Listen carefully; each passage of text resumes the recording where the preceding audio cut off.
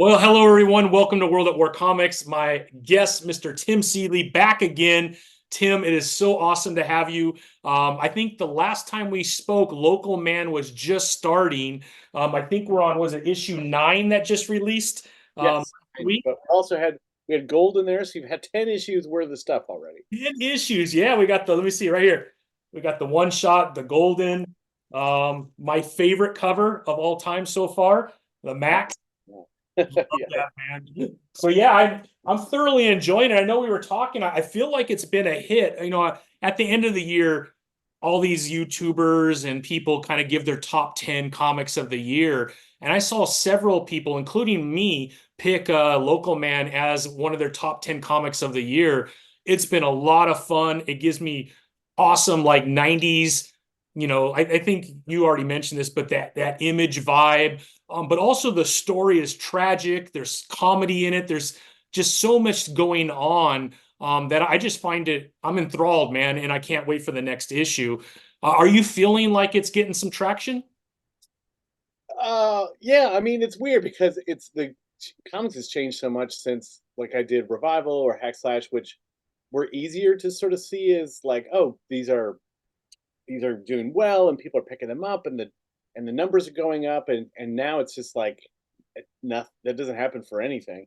But yeah, you're right. We were on just about every best of list I saw, which really helps. And we've really tried to push that. And we've had, really good critical reviews. And it does seem like the word of mouth is kind of kicking up, which now is kind of the only thing that sells comics really is word of mouth. So yeah, I think it's helping. And I'm really excited to see what happens with, trade one did pretty well. I'm thinking when trade two comes out, which is not, we just proved it today. So that's out the door already. Oh wow.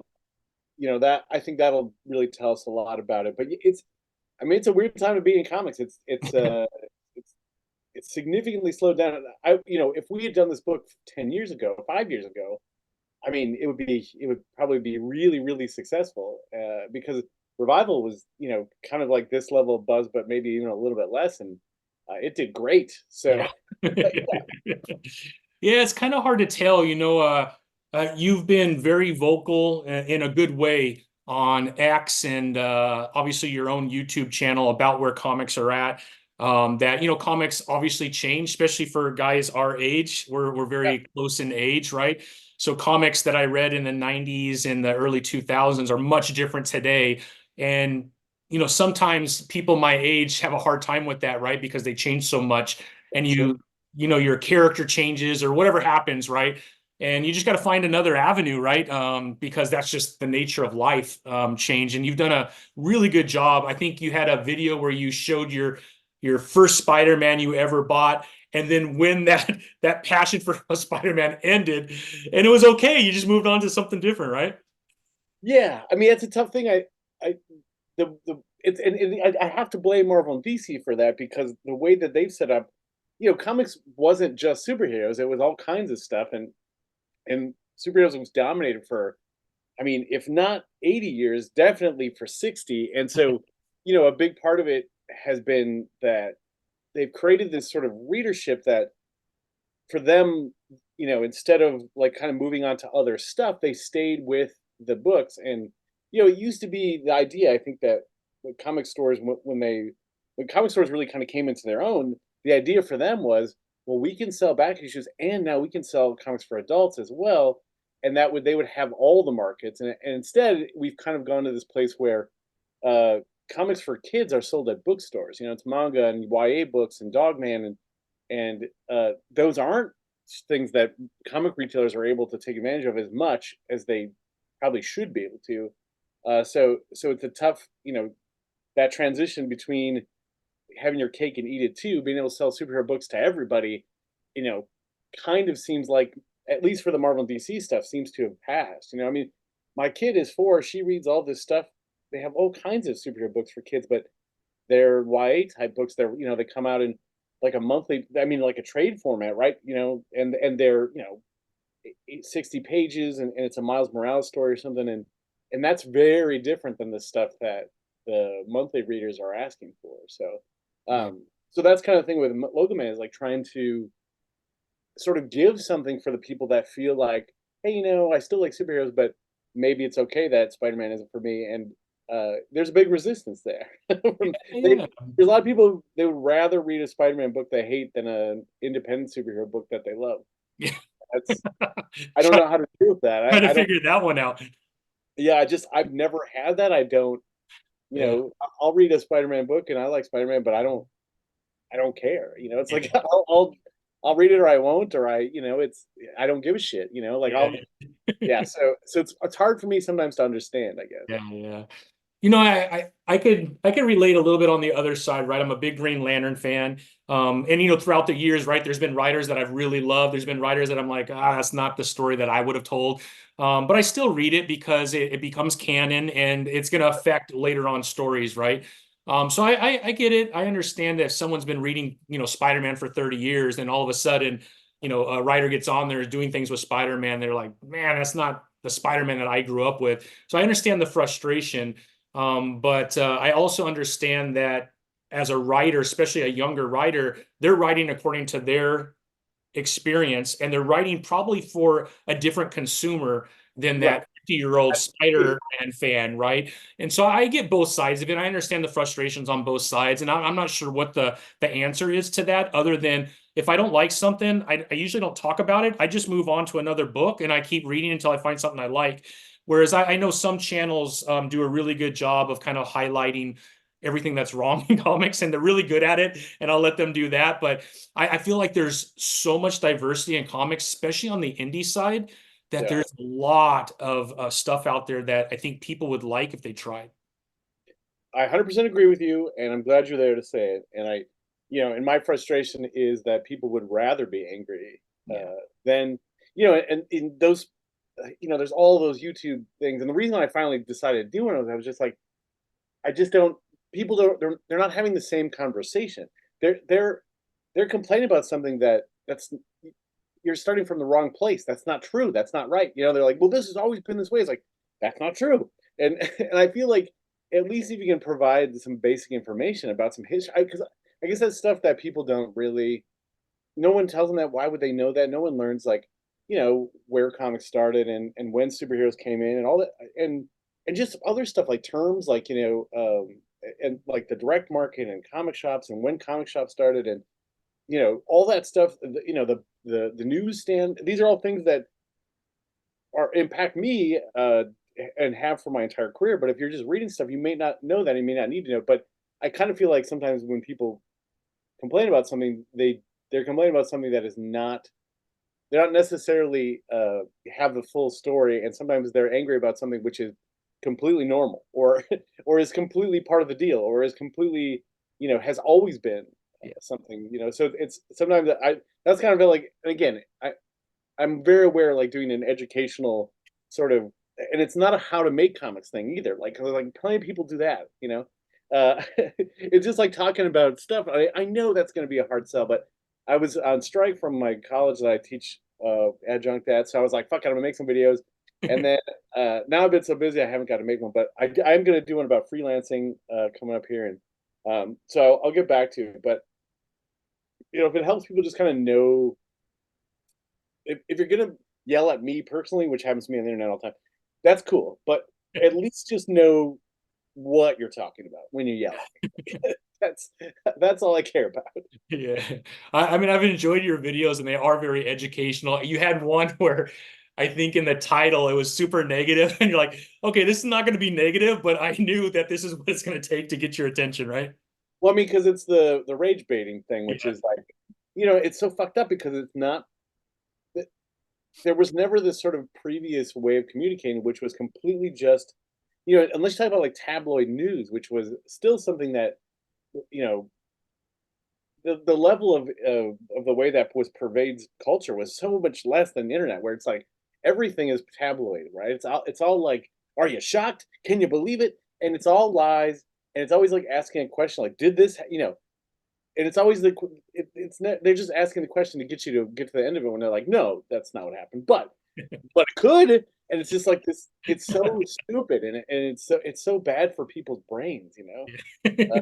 So I don't know. We'll see. I hope, I'll keep doing it, and I wish I could do it more often. I obviously can't pull off a weekly thing with it or anything, but when I can, Yeah, you're writing like 15 books at once, man. So maybe that's the problem. You're like the busiest dude I know. Every time I go in the comic shop, I'm like, holy crap, he wrote a one-shot Aquaman. I didn't know that was happening.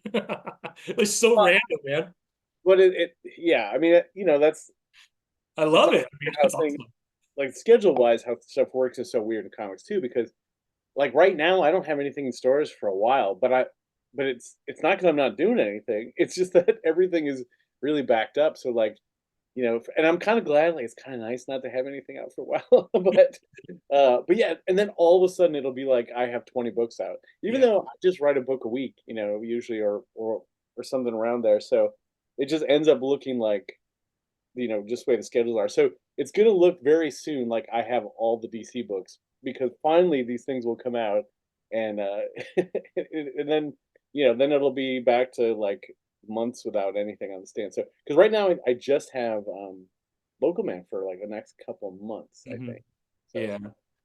Yeah. And as far as hack and slash, right, over the last few years, all the tiles there, Zoe's doing a bang up job. I got issue 2 that I just actually picked up today, which I know has been out, but I picked it up yeah. today. But that's a fun 20 years. I mean, Tim, did the lasting of hack and slash, did you think that the popularity and that it would be kicking 20 years after you created something like that? I mean, that's the crazy thing, because the goal was when I was going back to comics we read when we were a kid and like what we liked.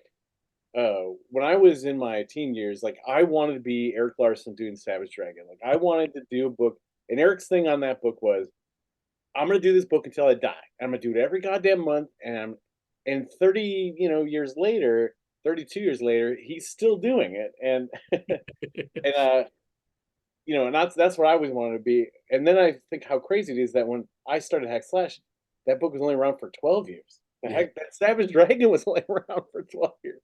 Oh my god. So yeah, it's fucking crazy. But I mean, part of it was designed to be something that I could I could do for a long time. It could also be something that I could give to someone else. And as we've gone on, we've made it even more of a flexible book. Like it can cross over with just about anything. It can, it can have stories that happened in the past, like year one stuff. It can do so many things that something like, let's say, Revival or something, or maybe, even Local Man can't do. Which I'm so glad to have it. I'm glad it works. I mean, and maybe the thing I'm most proud of is that someone like Zoe wanted to do it. That she pitched me on it because she had an idea, and it's going to make me feel terrible and old. But she started reading it when she was 4 years old. No, not really, but she read it when she was a teenager. So that kind of legacy part of it is really cool to me, and I'm so glad that it still works, and that talented cartoonist like, and I would say Zoe's a more talented cartoonist than myself. That they want to play with it too, and I think she gets it, which is so great. I mean, it's and she gets it, but she also has done this does stuff that I wouldn't. Like she's Yeah. really into manga and stuff, which I'm not, and so she adds that side of it, and I think it makes it awesome. Yeah, yeah. No, it definitely comes through, and you could tell that she certainly has a love for hack and slash. So, and that's really important. As a reader, you could tell, right, when someone's passionate about what they're writing about. Oh So yeah. that certainly comes through. As far as getting back to Local Man, so issue 10 is coming up. There's 10 issues, but issue 10 will be coming up here pretty quick. I feel like this story could easily be adapted for TV. I don't know if you feel the same way or you feel that for everything that you write. I don't know, Tim. I think And I feel it for nothing I write. really, I feel like this would be so easy because, as far as like special effects or anything like that, it'd be very minimal. It'd probably be Yeah, flashbacks or something like that, or there's a few scenes where there is some superhero stuff. But it's really kind of following Jack and everything that he's kind of going through, and it tugs on a lot of different emotions: happy, sad, frustration. You could relate sometimes. Sometimes you're like, "The hell you doing, man?" You know what I mean? So all of those yeah. things combined, right? I feel like it touch a lot of people. and it seems like it would be simple enough to adapt, and the story's good enough to adapt. Yeah, it's weird. Superhero stuff is kind of dead in TV in Hollywood, like, which is crazy, because they relied on it for 15 years, and then then the moment that they're like, well, I don't know, then they just fucking drop it like a hot shit. Uh, but yeah, it's and we didn't make it to we made it as a comic book, maybe too much as like a comic book because I think to a lot of people they see like, well, how will we do 90s flashbacks or whatever. Yeah, superhero stuff beyond comics is like kind of dead in the water at the moment, which is crazy too because boys will probably be the most successful Oh Amazon yeah. show. It's not like this shit's not working, but there's just like a weird. I mean, how Hollywood is superstitious. It's Yeah. also they don't want to do this stuff. So like the moment that they get an excuse not to, they're like, well, it doesn't sell, so so there's that too. But I don't know. We've had meetings and we've talked to people, and nothing that sort of felt right or that it was going somewhere or whatever. But I've optioned stuff before it. And well, most of my previous stuff I've at least optioned, and we haven't even optioned Local Man yet. So if somebody wants it, you might be able to talk to us. We'll take your money if you can make something cool. Exactly. Yeah, I know superhero genre in general I feel like it's kind of petered out a little bit. At least people are kind of pulling back. But to your point, The Boys isn't. And you have to ask, why is The Boys so popular as a superhero storyline as opposed to some of these other ones that they don't want to pick up? And I think it's the crazy stories that are taking place in between the superhero stuff. And that's where I feel like Local Man has that, right? There's a lot going on in between superhero stuff. So Yeah, although it is a superhero comic, it really isn't, on the other hand, because of the storyline that's taking place, the relationship between the parents, him and Inga, like all these things that are going on. It's just there's a lot of stuff that's happening out of superhero, which I yeah. thought would be perfect, you know?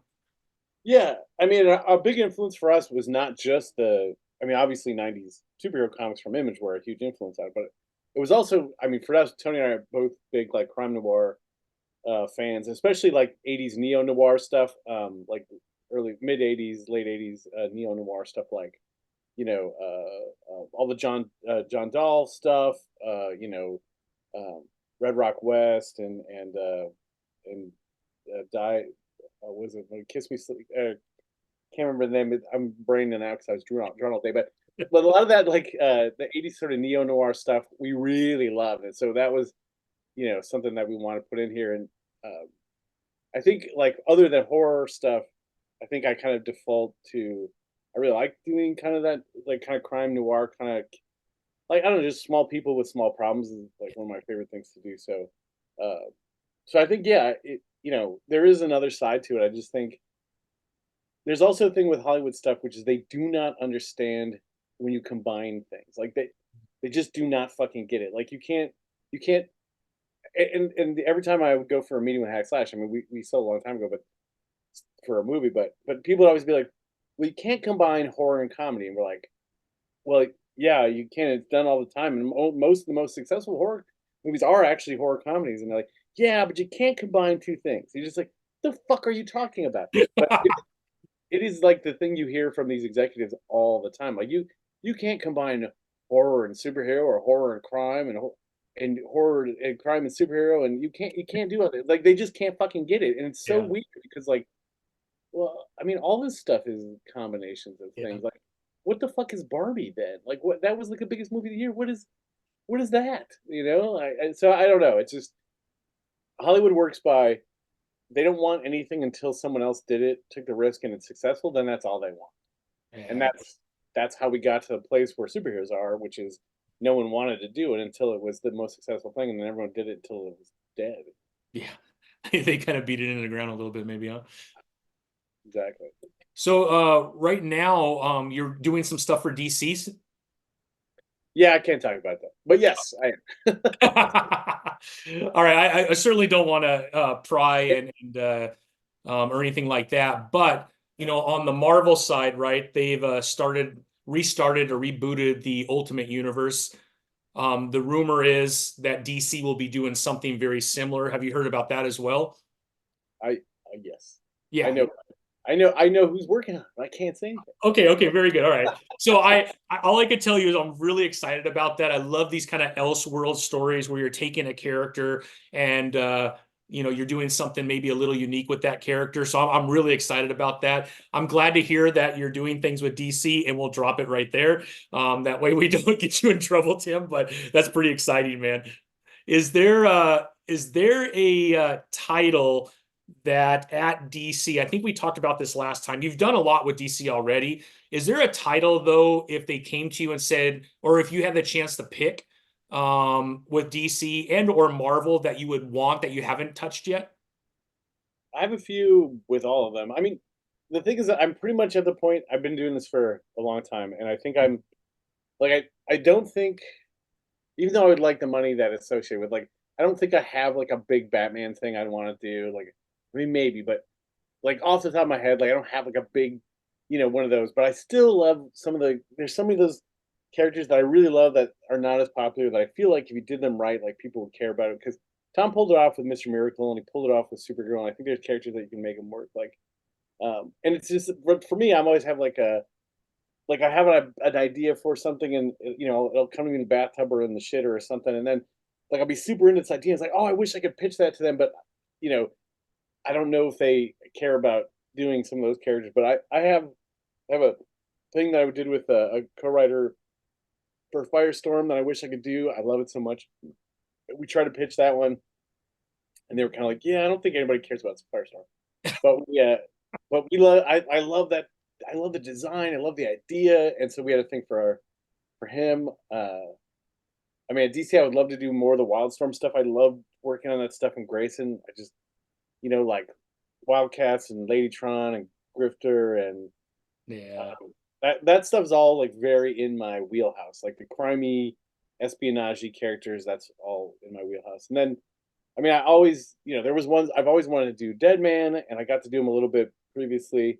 Um, he's a horror character, and I just Yeah. thought he's so He's cool. awesome. And Night Terrors really brought him to the forefront after a long time, which was yeah, yeah.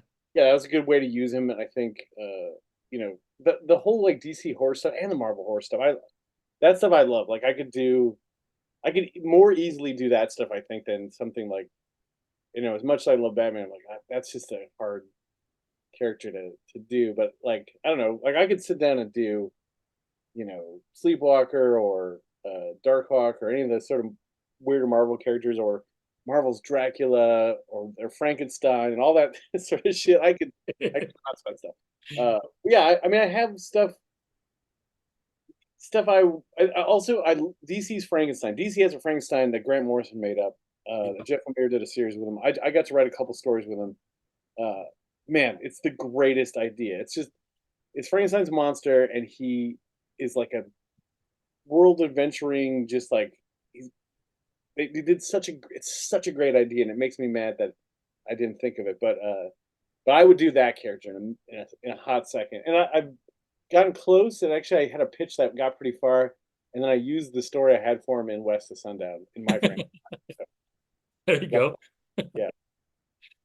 Now, can you talk a little bit? I know we kind of touched on it the last time you were on, but Image Comics and the impact that that early '90s had on you and just in comic books in general, and how important that move was by all those folks to create Image for that creator owned, because you do a lot of creator owned, and I know that's a big part of your success. Can you kind of talk about how important that was to you? And I mean, you're still working with Image to this day, right? Oh yeah. Yeah. I mean, mostly I work with Image. Yeah. Yeah. I mean, because the original. It's funny now because when I think about how it hit me when I was 13 when or I was 15 when they announced Image, which was like the perfect age to, because I was 13 when like McFarlane and Liefeld and Jim Lee came on to the Marvel books, and then like I was ready to follow them wherever they went. But when I was a kid, it was just like, yeah, these guys can do whatever the fuck they want, and and sometimes that meant like they made, not that great of books, but at least they were like pure and energetic, and they were they're full of fire and light. But what Image became, and I think under Jim Valentino and Eric Larson and Eric Stevenson, sort of ushering this idea that Image could be a place where creators could create their own books, but they could also do things that weren't just superhero books. And the fact that Image has been so successful for so long, uh, and primarily doing not superhero, but you can do superhero books there. Obviously, Invincible and Local Man are there, and Spawn is there, and Savage Dragon. But the big successes they've had there are these really uh, wide range of genres, all kinds of different creators, and calling their own shots. And I think that's really important about it, and making decisions about things that I think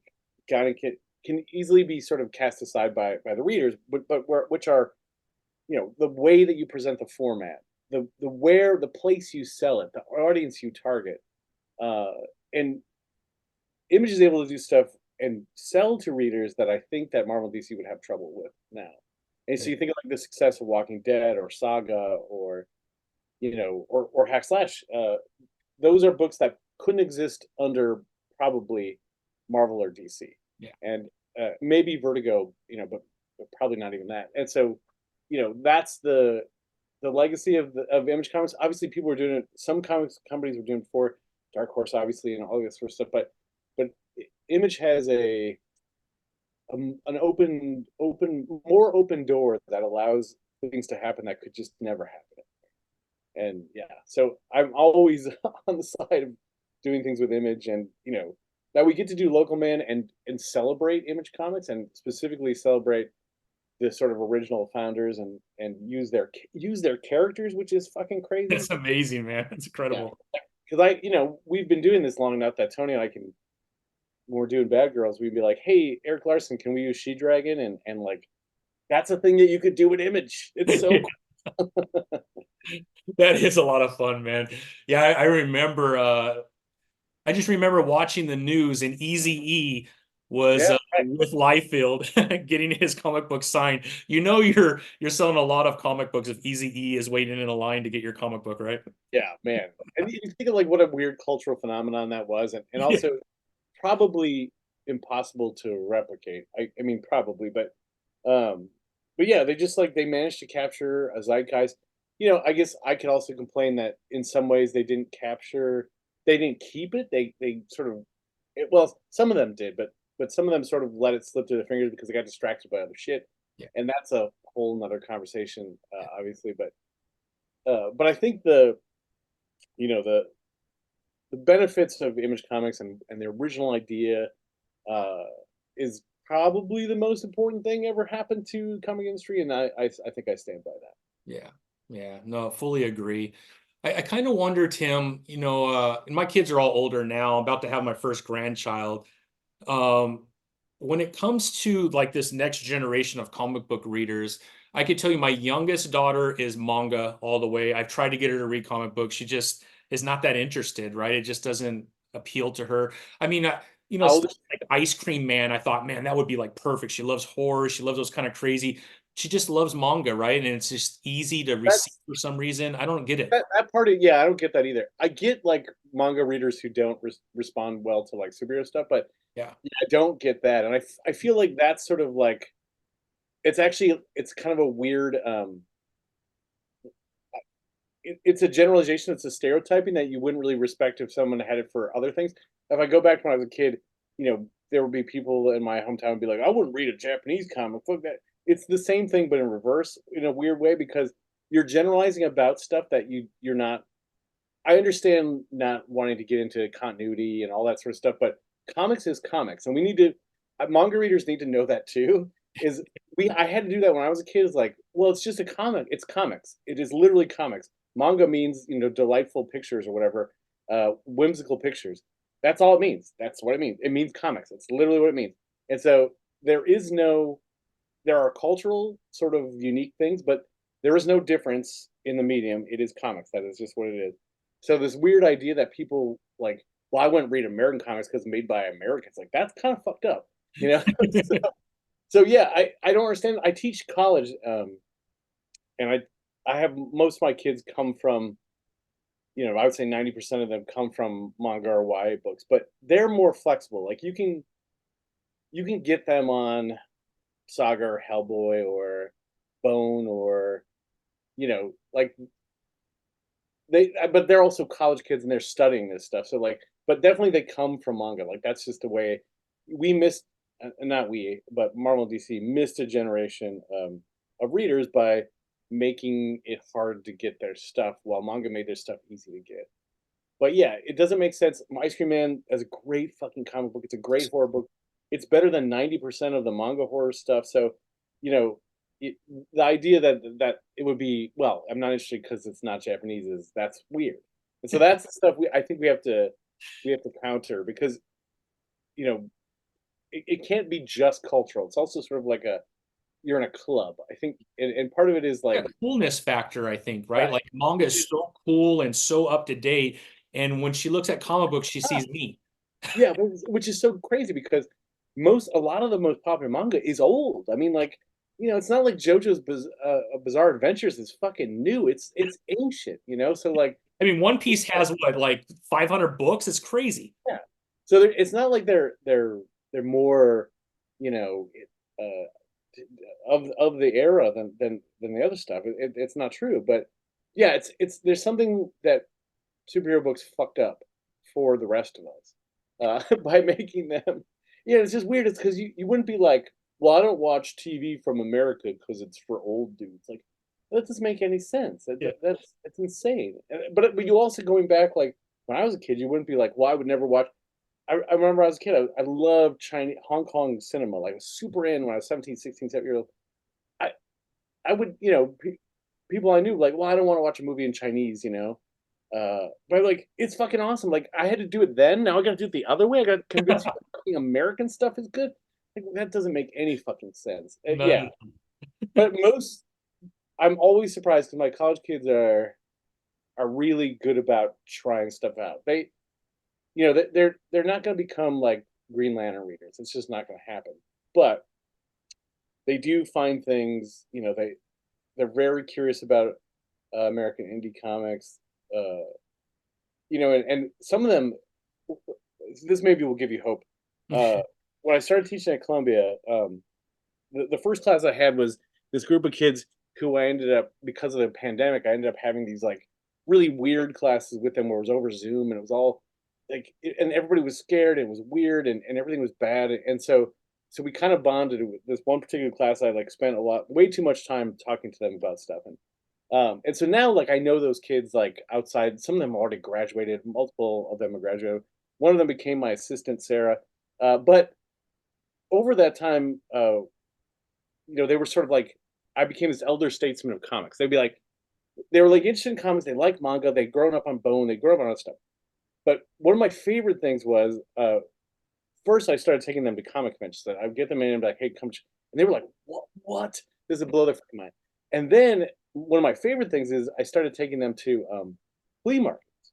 And they're like, wait, you can get comics at flea markets for how much? And I was like, yeah, $1 a piece, or 10 for $1 or whatever. And they'd be like, what? And so they didn't know about this. Like, there's this whole generation of kids that didn't know, that there's like this, that there's swap meets and flea markets, and that there's all these old comics. And like, one of my students, Anthony, he came with me to one of them, and he was just we were digging through this rack of fucking old flea market comics, and this lady had a thing of Spawn from issue 1 to like issue 150 or something like that, and they Whoa, were like, $1 a piece, and Anthony was just like, "Here's my entire $150." that's a Like, steal, man. I know, it's incredible. I mean, look, but that's the thing you can do in comics. You can live in this sort of, yes, you can get everything that's coming out now, but there's this whole history, and the in general, it blows my mind. The kids are fucking delighted. It's weird they didn't know about this. Right. Maybe it isn't weird because manga was so accessible at bookstores, and also manga doesn't have as much of a back issue thing. It doesn't. It does, but That's not a like comics have traditionally had. So this was like an awesome thing that I feel like now that's like in my arsenal. Like when I've got students who are like, yeah, I'm kind of curious about, and I'm not talking just about superhero shit. I'm talking about like, we found heavy metal issues, and we found like European stuff, and we found like weird. like they're just like, oh, you can get comics and they're not expensive. That's the big thing, and I That's think the key. maybe that's the key. Yeah, yeah. No, I've almost given up just trying and just like whatever, but there is hope and I'm Slash, wondering. try Zoe's hack slash. Give her Yes, back to school. exactly. Exactly. I also have noticed that the monthly buyer is really becoming more of the trade buyer, right? I don't know if you're seeing that too. It seems like 100%. trades have kind of taken over a little bit. So I people sit and wait, right, for the trade. Yeah, they do, and so I understand that. I'm, I'm kind of that way, I guess. I kind of I don't buy a lot of monthly stuff anymore, really either. Um, I buy a lot of comics, but I buy mostly just like weird shit that I don't know, indie stuff and weird shit, but I do think that's not good for comic retailers because and in they I think a lot of comic retailers have sort of let that happen because they're like, well, I've got this bookstore I've got this trade section. It's like, okay, yes, great, but you know who also has that? Barnes and Noble. Yeah. So there's this. I think there's a tough as comic retailers.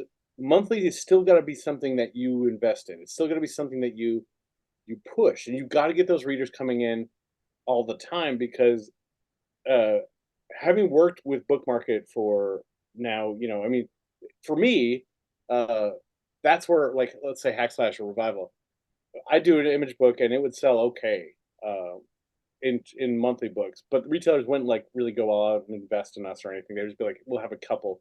Mhm. They would invest in the trade, right? But before the retailers would come around to us, comic retailers, I was selling to bookstores, and that's where I was surviving, and that's where I was making money. So like Hack Slash was thriving in bookstores. We were set.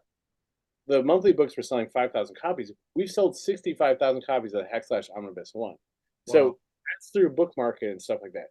So that is where people go for that stuff, and that is in part because of the way retail has been done in the comic business for a long time. So if you're trying to compete with those bookstores, they've got years. Trust me, I know. I have the receipts. So if you're not pushing the idea of getting your customers on reading monthlies, the problem. This is a huge rant, and I don't want to go too into it, but No, a you're huge good. problem. Well, a huge problem is they'll push variants or something. They'll push like monthly, like it's collector. You can flip it, right? We'll charge you $25 for this Thundercats copy, or we'll cover whatever. Uh, but that is basically useless because that doesn't build you readers. That means next time they come in, they buy another number one that they try to flip. They don't come in for number two. You need to get them on number two, right?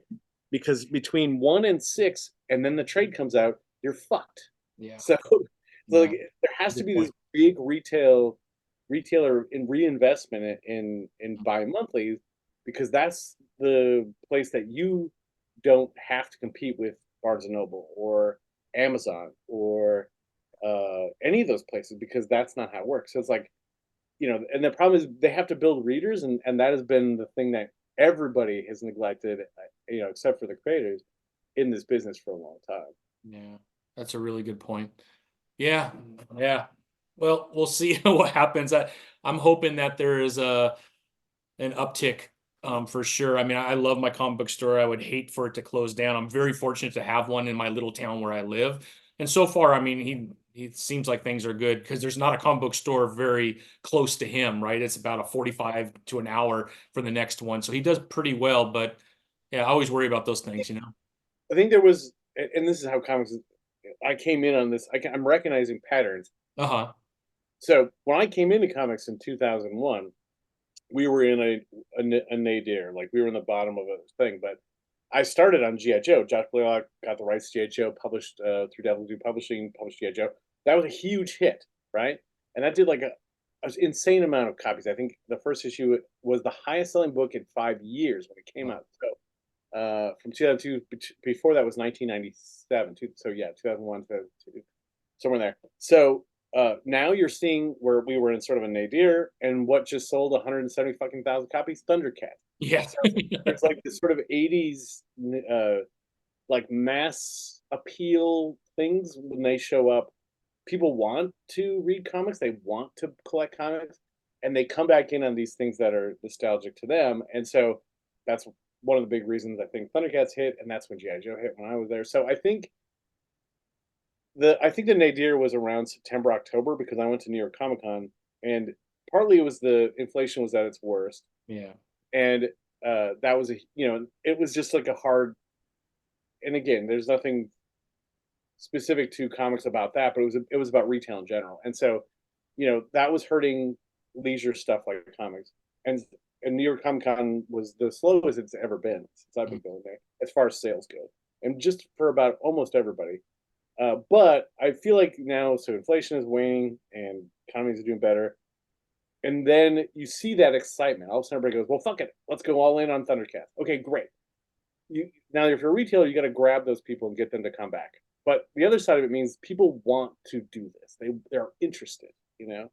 That's good. That's a good sign. It just depends on how you play it. So I think I'm looking at C2E2 is going to be my big test of like where things are. But I did a con in Columbus, Ohio, in mid-October, right before Christmas, and it was great. And Yeah. so that tells me like, all right, things are better. If people are buying comics before Christmas, Yeah. I mean, that to me is a good leading indicator. Could Yeah. it go to shit? Yeah, I mean, but I think Marvel's put out some really smart stuff. Those Ultimate books, Yeah. they're smartly done. Of course, they're Hickman, so of course they're Yeah. smartly done. Like Adult Spider-Man, fucking genius. Yep. It's an obvious idea, but it's so genius, and that's going to be bringing in a lot of people. And then if DC goes through this thing that you're talking about, which I don't have any special knowledge of, that it brings people in, and I think people want to read these books. They want to read them monthly. They want to collect comics, but if you give them too many reasons not to, they'll take it. So. Yeah. Yeah. The other thing too, Tim, and I'm sure you've thought about this, but when you look at the numbers, I'm not sure is Kickstarter and Indiegogo and some of these other Fund My Comic, all these other places where you can get comics, are those numbers? I don't think those are added to some of the numbers that we do see, although we don't see a lot of numbers. And I do think that, at least on the indie side, I feel like indie comics have been really strong. It's just a lot of people are self-producing comics. I don't know if you agree with that. I mean, kind of. Well, I don't want to discount the success of because Kickstarter and all those crowdfunding things they were all and whatnot. All those Hmm. places like, holy shit, can't believe how the fucking hot comics are in here, which is great. So awesome. But the thing to remember about and the industry adds Kickstarter stuff, so it can include it. But that doesn't help comic retailers. So it doesn't help comic shops. Exactly, yeah. That money does not come to them. That is a problem. So the industry was up this year. It was up because of things like Kickstarters and because of all that sort of stuff and because of book market, but not because of comic shop. The thing you have to remember about Kickstarters, and I know I run the motherfucker, it's very few people that you're charging a lot of money. Yeah. So it's not a great way to gauge anything. You're talking about, and the other side of it is, it often is not about the comics themselves. So if you look at a lot of the stuff like, you know, it's a personality club. It's like somebody doing something to try to show like, and obviously the some of the more political sides of this, Hmm. especially on the right wing, that's a big part of selling these books. Is that this is a stick it to the man, fuck that, it's a protest vote, right? Yeah. But it's a very small amount of people. It's not enough to make a difference in a comic shop necessarily, right? So, like the average Kickstarter for a comic, like I know for Hack Slash, the way we use it is that we publish these hardcover books, Hmm. and they are the front end investment on doing a hardcover book that is 400 pages long is an insane amount of money. It's insane. So what we've learned is that what we can do is we use the Kickstarter to raise some funds, and we give them an exclusive cover that we only do through the Kickstarter. So like 700 people will get the exclusive, and then maybe another 250 will get the one that will go to stores. And what it helps us do is pre-fund what is an insane amount of printing costs. Yeah. And it's great because the customer then gets something that you can only get through there, right? It's exclusive to there, but it helps us make a book that we're going to put out bookstores. But it's a small amount of people. It's 700 to 2,000 people, let's say. Mhm. And that's pretty much the entire base of most comic Kickstarters, really. which is awesome. I'm very happy we have those people. We should be very happy about that. But in comic shops, that Yeah. doesn't do anything. That's not even a, you know, it's nothing. So like, you have to. It doesn't.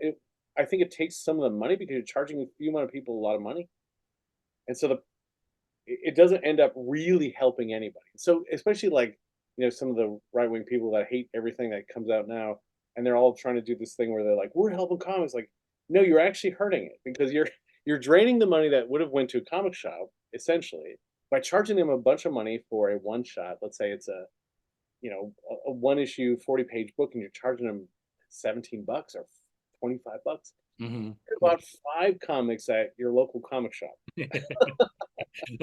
That's a really good point, Tim. I didn't think of that Right. yet. So that's the thing is like so it's not helping, it's hurting. So, Yeah.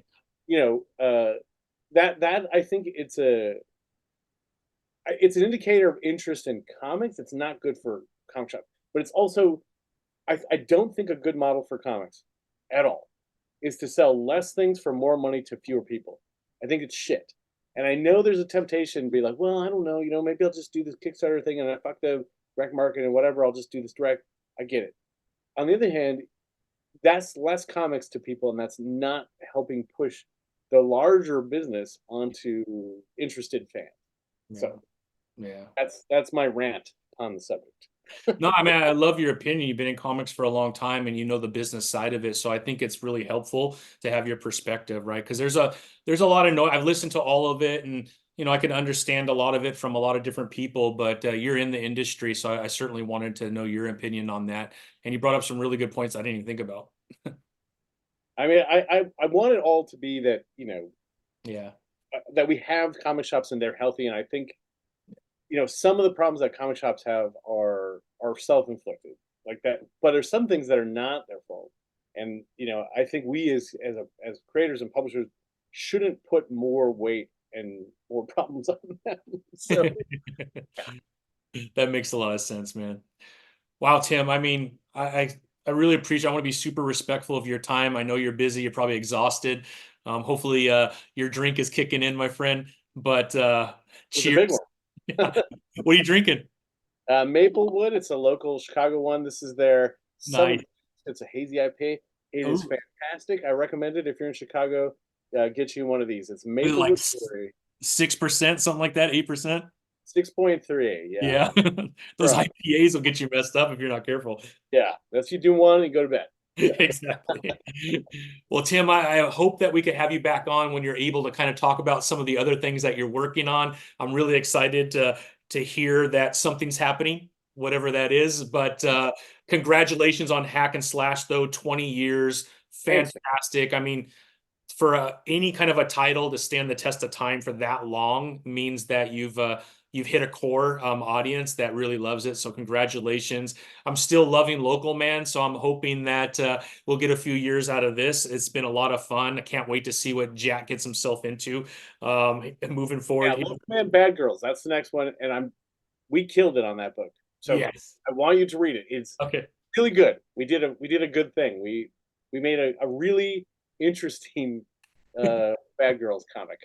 Nice. I will definitely be picking that up. But Tim, thank you so much, man. I really appreciate your time. You're always welcome. And man, have a great rest of your week. All right, man. Thanks so much. I would Thanks, appreciate it. Tim. All right.